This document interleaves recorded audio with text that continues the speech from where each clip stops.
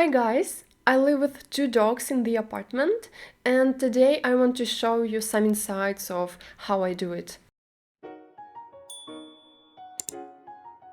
This is my dog Balto. He has short hair and he does not shed a lot. Well, and this is Molly. I don't think this dog was designed to live inside the house, in all honesty, but yes, her hair is everywhere. To keep it under control, I trim both of them and vacuum the floor every day.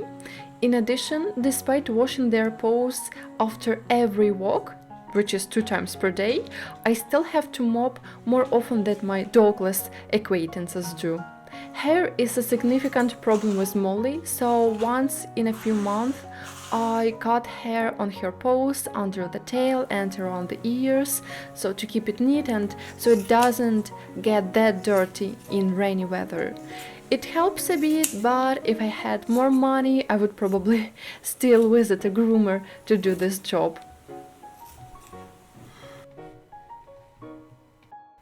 I'm not a dog trainer and I won't give any advice on how it's best to train your dogs, but I can share what I believe is essential for a comfortable life with neighbors all around and the cramped space, and what I personally taught my dogs to and not to do. I remember before moving, I was afraid that the dogs will go crazy like they do outside and I won't be able to control this chaos, but reality turned out to be a bit different. Dogs learn that they should be calm and quiet at home and energetic and playful only outside. They have toys in case they want to chew something and they can play with each other from time to time, but I don't let them jump and run around too much, and the dogs learn the rules.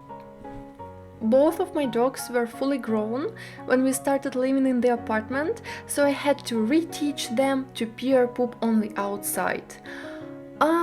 We had a few fails first days, but whenever I noticed that they are about to do it inside, I stopped them as quickly as I could and rushed outside. And there I praised them so that they knew they did something good.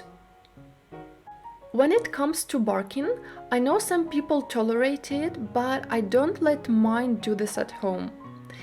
This boy used to bark at every noise he heard on the other side of the door, and I was quite anxious about my neighbors having problems with it. Fortunately, the issue disappeared as soon as he started feeling a bit more secure in the apartment and noticed that I'm not really in favor of his protective attempts. But if you feel like you need some professional help, I would recommend finding a dog trainer to help you out. It's worth mentioning that I work from home, but my dogs feel completely fine whenever I leave them alone for a whole day. We've never had any problems with that.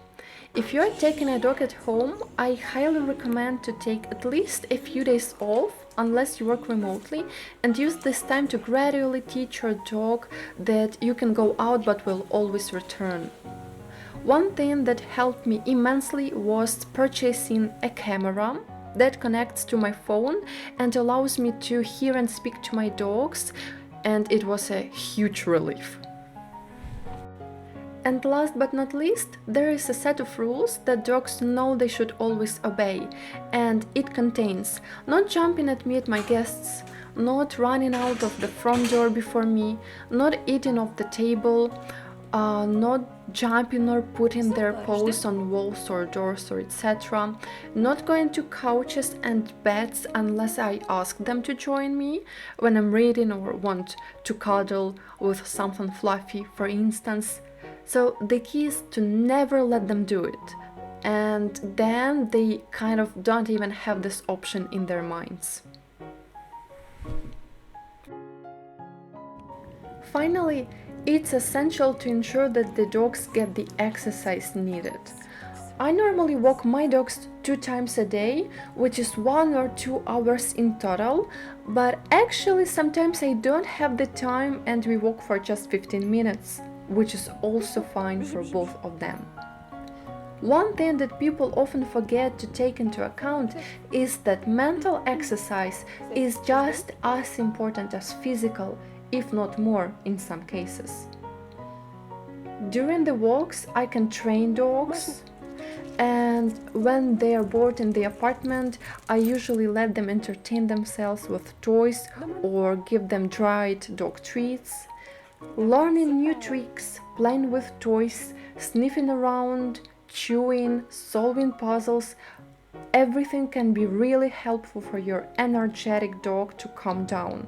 Besides, I believe that it's crucial to teach your dogs good manners like heeling, staying at one place, or waiting for you, and the most important, a reliable recall. And it doesn't matter if you have a Great Dane or a Chihuahua, because good manners look nice on every breed. And that's it for now. Hope you enjoyed this video. Thank you for watching and stay tuned. Bye bye!